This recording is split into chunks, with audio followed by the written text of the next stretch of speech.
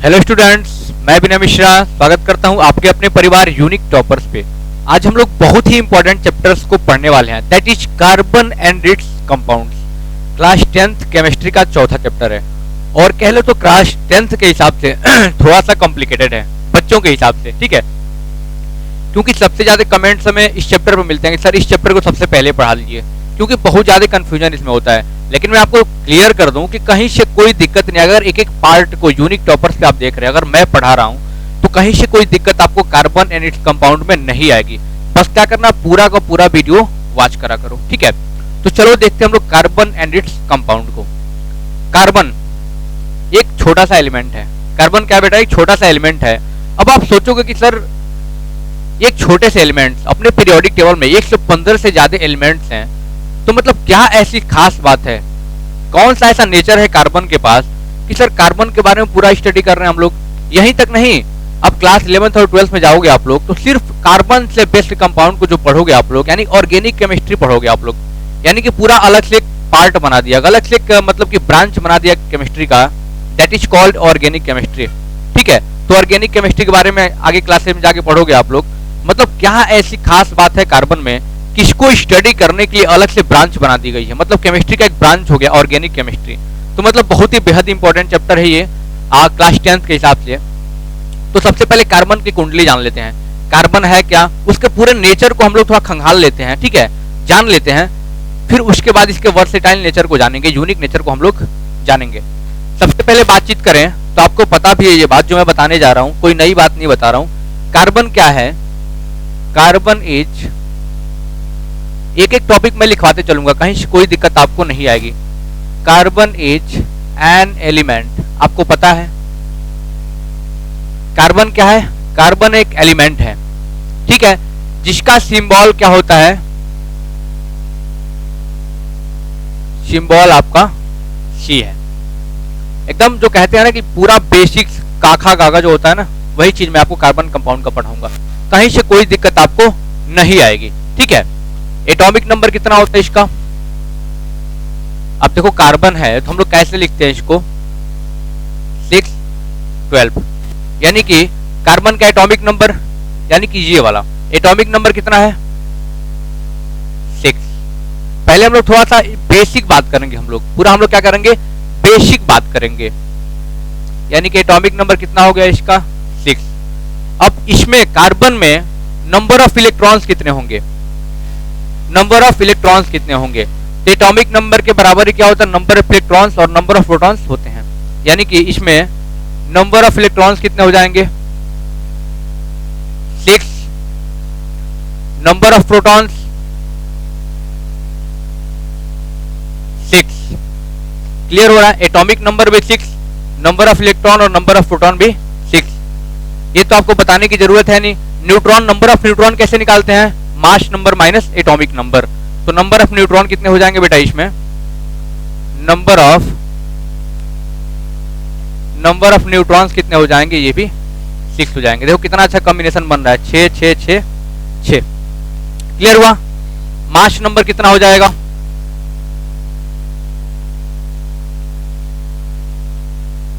Mass number कितना हो जाएगा इसका, आपको पता मास नंबर का मतलब क्या, आपको पता है किसी भी एटम के न्यूक्लियस में कौन कौन रहता है, प्रोटॉन प्लस न्यूट्रॉन। कौन कौन रहता है बेटा, प्रोटॉन और न्यूट्रॉन।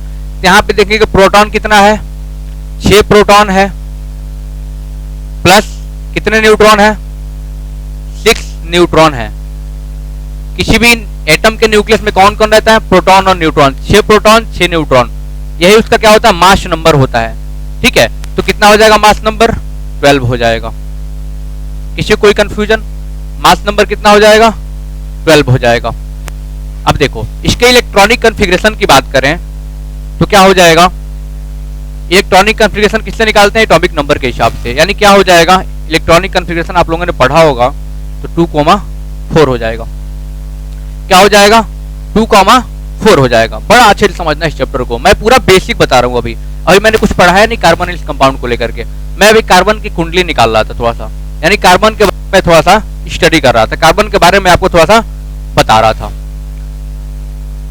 अच्छा, इसकी वैलेंसी कितनी हो जाएगी, वैलेंसी 4 हो जाएगी। वैलेंसी क्या होती है आपको पता भी है, the combining capacity of any element is known as its valency. या फिर सिंपल भाषा में कह लो कितने इलेक्ट्रॉन गेन करेगा, लूज करेगा, फिर शेयर करेगा, वही उसकी वैलेंसी हो जाती है। ठीक है, तो वैलेंसी कितनी हो जाएगी?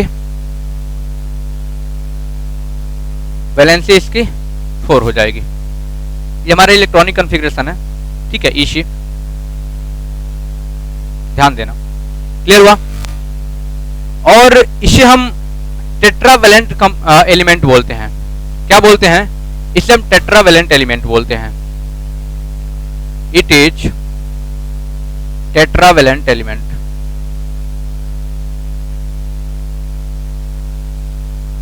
इसका मतलब क्या? टेट्रा मींस क्या होता है बेटा? 4 होता है। वैलेंट मींस वैलेंसी, यानी जिसकी वैलेंसी 4 हो उसे हम टेट्रावैलेंट बोलेंगे। यानी जो कार्बन एलिमेंट है हमारा क्या है? टेट्रावैलेंट। क्या है? टेट्रावैलेंट एलिमेंट है। क्लियर हुआ? अब देखो और भी क्या इससे जान सकते हैं। इलेक्ट्रॉनिक कॉन्फ़िगरेशन, अच्छा इसका स्ट्रक्चर देखें, सॉरी इसका मैं सब मॉडल बनाऊं तो क्या बना सकता हूं, यानी कि इलेक्ट्रॉन का डिस्ट्रीब्यूशन करूं तो क्या बना सकता हूं। जैसे आपने देखा यहाँ पे कि 6 प्रोटॉन प्लस 6 न्यूट्रॉन होंगे। ठीक है, इसके न्यूक्लियस में पहले ऑर्बिट में 2 इलेक्ट्रॉन्स,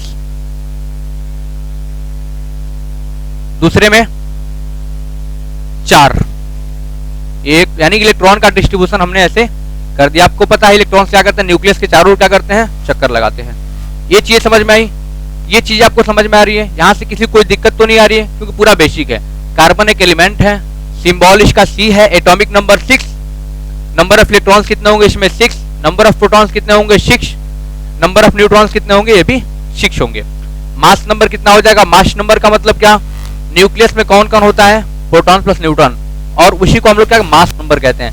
यानी क्योंकि इसका मास कहाँ पे टोटल लाई करता है? क्लास 9 में पढ़ा होगा, इसके न्यूक्लियस में। और न्यूक्लियस में कौन कौन होता है? प्रोटॉन और न्यूट्रॉन होते हैं। यानी 6 6 12 हो गया। क्लियर? इलेक्ट्रॉनिक कॉन्फ़िगरेशन निकाल लिए 2,4। वैलेंसी कैसे निकल गई? 4 हो गई, यानी कि it is a tetravalent element. यहां तक किसी कोई दिक्कत? चलो अब इसके थोड़ा अकरेंस की बात कर लें, कार्बन के अकरेंस की बात कर लें।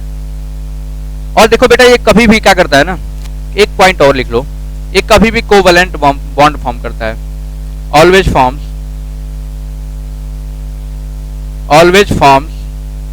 Covalent bond. अब आप सोचेंगे सर कोवैलेंट बॉन्ड क्या होता है? हो सकता है पिछले क्लास में आप लोगों ने पढ़े होंगे इसके बारे में, कोवैलेंट बॉन्ड। कोवैलेंट बॉन्ड कभी भी कार्बन क्या करता है? कोवैलेंट बॉन्ड बनाता है। ठीक है, इसका मतलब क्या? जब कभी भी इलेक्ट्रॉन शेयर हो, ठीक है, यानी कि अब कार्बन क्या करेगा? ना ही कार्बन क्या करेगा? 4 इलेक्ट्रॉन को गेन कर सकता है, ठीक है, ना ही 4 इलेक्ट्रॉन को लूज कर सकता है। सिर्फ 4 इलेक्ट्रॉन को शेयर कर सकता है। क्या कर सकता है बेटा? शेयर कर सकता है। और शेयरिंग ऑफ इलेक्ट्रॉन से जो बॉन्ड बनता है वो हमारा बॉन्ड बनता है कोवैलेंट बॉन्ड। इससे क्या समझ में आया कि कभी भी कार्बन क्या करता है बेटा? कोवैलेंट बॉन्ड फॉर्म करता है। इतना चीज दिमाग में अपने बैठा लो। कभी भी कार्बन क्या करता है? कोवैलेंट बॉन्ड फॉर्म करता है। क्यों फॉर्म करता है? Due to sharing of electron. और शेयरिंग ऑफ इलेक्ट्रॉन जो भी बॉन्ड बनते हैं क्या होते हैं? हमारे कोवैलेंट बॉन्ड होते हैं। ये पूरा बेसिक रहा हमारा। अब कार्बन की इतनी तो बातचीत कर लिए, अब थोड़ा इसके अकरेंस के बारे में बातचीत करते हैं। इसके अकरेंस के बारे में, यानी कहां कहां पे मिलता है और कैसे मिलता है। अभी मैं कुछ फैक्ट्स एंड फिगर बताऊंगा जिसको जान करके बड़ी हैरानी होगी आपको। ठीक है, चलो क्या बता रहा था मैं? कोवैलेंट बॉन्ड तो हो गया, अब अकरेंस की मैं बातचीत कर रहा था। अकरेंस यानी कि कैसे कैसे मिलते हैं ये। सबसे बड़ी चीज ये है कि ये फ्री स्टेट में भी मिलते हैं और कंबाइंड स्टेट में भी मिलते हैं। इनको फ्री स्टेट में भी पाया जाता है और कंबाइंड स्टेट में भी पाया जाता है।